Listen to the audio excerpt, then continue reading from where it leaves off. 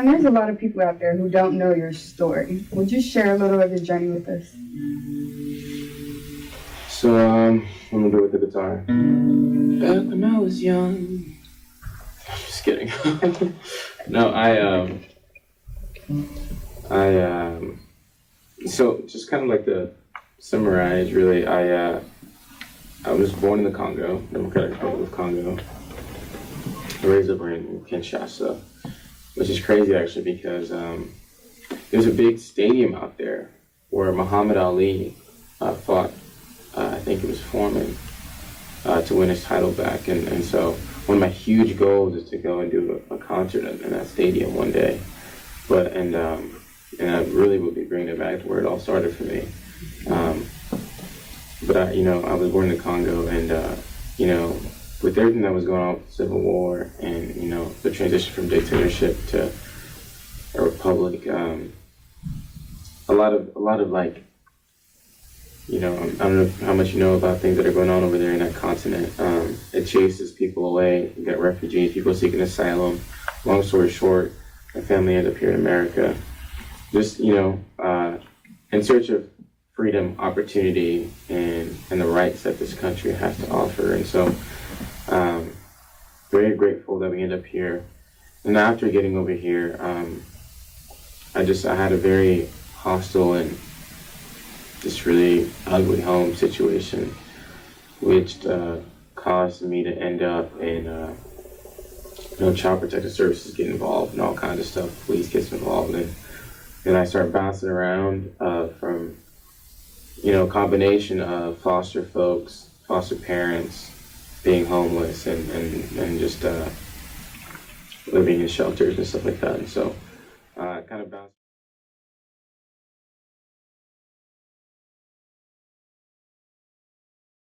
around between that for a while, and then and then I went on to play college football because I really wanted to get out of that situation. I was trying to find ways to really make something of myself.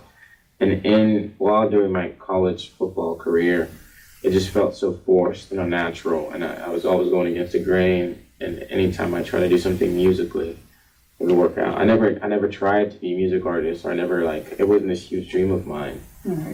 I feel like music really chose me because I was trying to run away from doing music, but it just like every arrow was pointing at music, and so and that's kind of how I got into the whole thing. Right. That's a little bit, So can you tell us a little bit about City House in Plano? Yeah, so there's this organization in Plano called City House, and it was actually founded by two Plano ISD teachers. Mm-hmm. And this is our 30th year anniversary, actually. And so I think a couple teachers would see, I think they saw, don't quote me on this, but I'm pretty sure it was somewhere along the lines of like there were some kids who would sleep outside of the school. And then when school hours would open, they'd shower in the locker room or something. And these teachers came together and they're like, kids shouldn't have to sleep outside. And so they created City House. Long story short, that organization has changed a lot of lives, my life included. And so there's my friend's house, which is from birth to 17. And then there's a TLP, which is like a older kid's house, basically from 18 and 22. Because that adorable 10-year-old eventually becomes an 18-year-old that still needs guidance. Mm-hmm. So I was part of both programs, and they changed my life. So now I do the best I can to give back to that organization and to bring attention to them and awareness, so that way they can continue to change more lives. And so they're very dear to me, in my heart. So.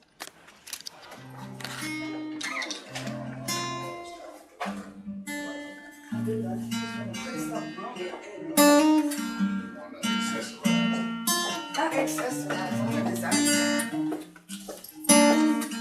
gonna do the song that I auditioned with.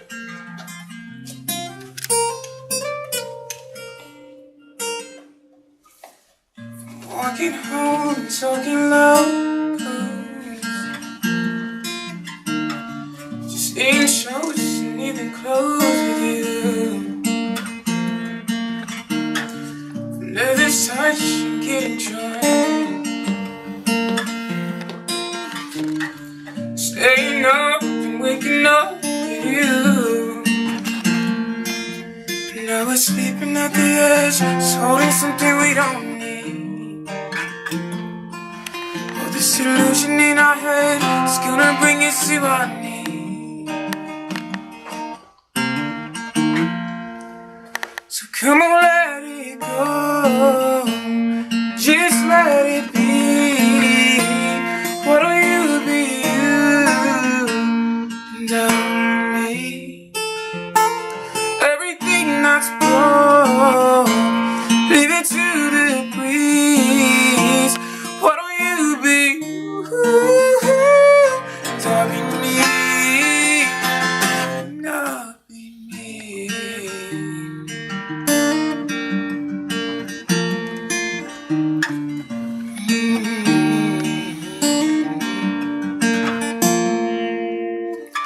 From throwing clothes across the floor,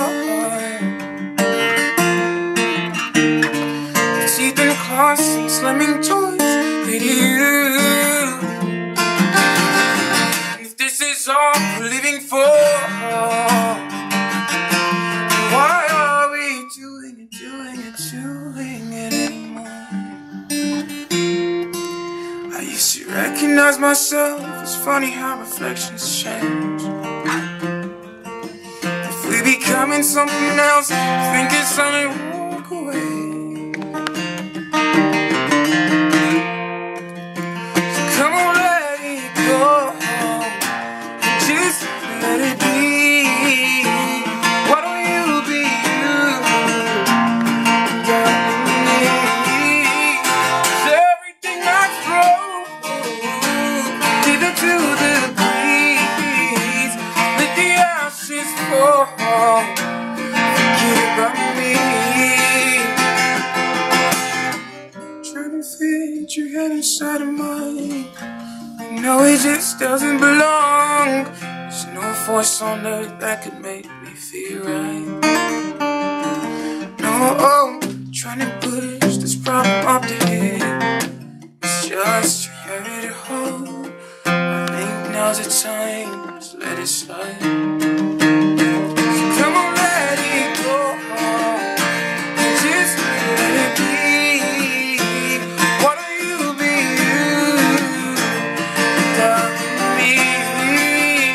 'Cause everything that's wrong, it's in the breeze, and the ashes fall. Forget about me.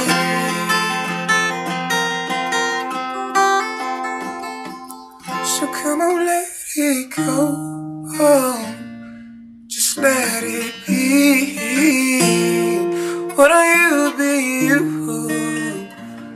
and I'll be me? Everything that's broke, leave it to the breeze. Why don't you be you and I'll be me, and I'll be me.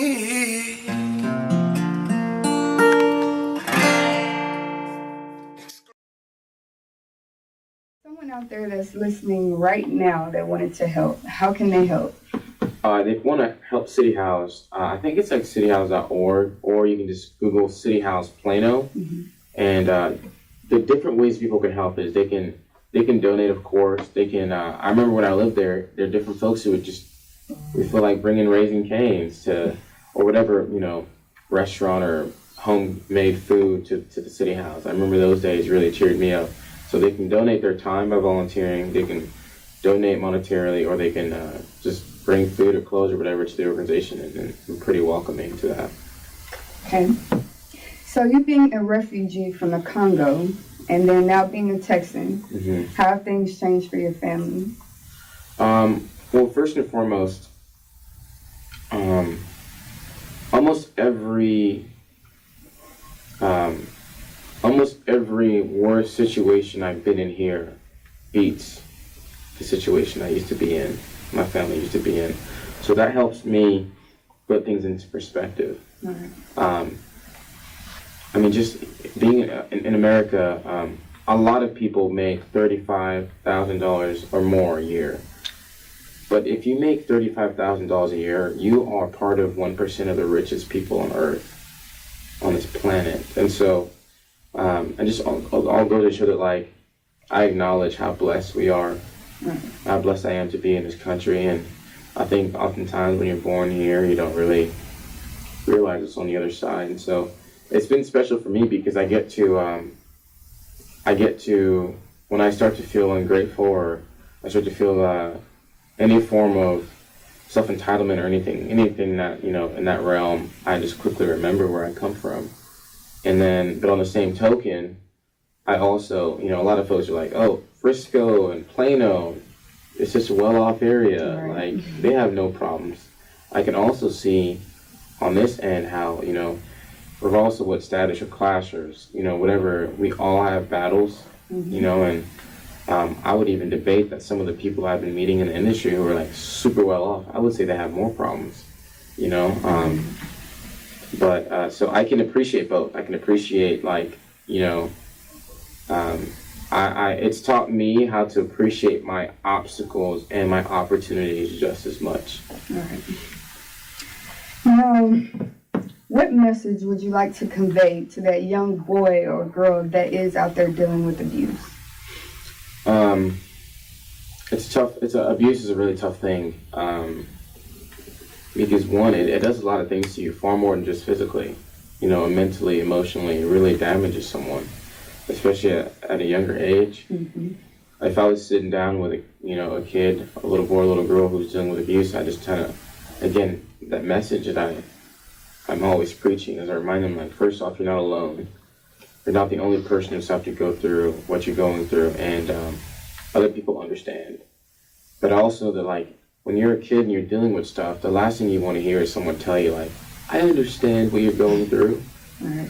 So, oftentimes I sit down with students. I go to different schools and I sit down with students. I'm like, look, I don't understand exactly what you're going through. I'm not going to pretend to. But I do want you to know that, like, people don't have to understand exactly what you're going through to be there for you. So I encourage them to find a friend, a sibling, or someone that they can vent to, someone that can just listen. Because sometimes you just need someone to listen. And then one of the things that people who are being abused, they're afraid to speak up. I think speaking up was the best thing I ever did. Speaking up and saying what was going on, who knows, that could have saved my life. I think it saved my life. And so I would hate to hear horrible news about a child because they were afraid to speak up. And so I encourage them to remember that, first off, life isn't fair. That's the number one most important lesson you need to know. Second most important lesson is you're not alone. You don't have to go through it alone. And then to find someone that they can trust and that'll listen to them, and then to speak up about it. Well, there you have it. Rodne'Jay is survivor, activist, father, and artist. To learn more about the journey, the music, or the tour dates, please visit www.rodne'Jay.com or www.truerhymes.com. I'd like to thank our very special guest, Mr. Rodne'Jay. Thank you. And I also like to thank Valley of the Kings D-Town Music Group Studios for this beautiful facility. Well, that's it for now. I'm Shamika Henderson, and acoustically speaking, and as we always do it, for the love of music.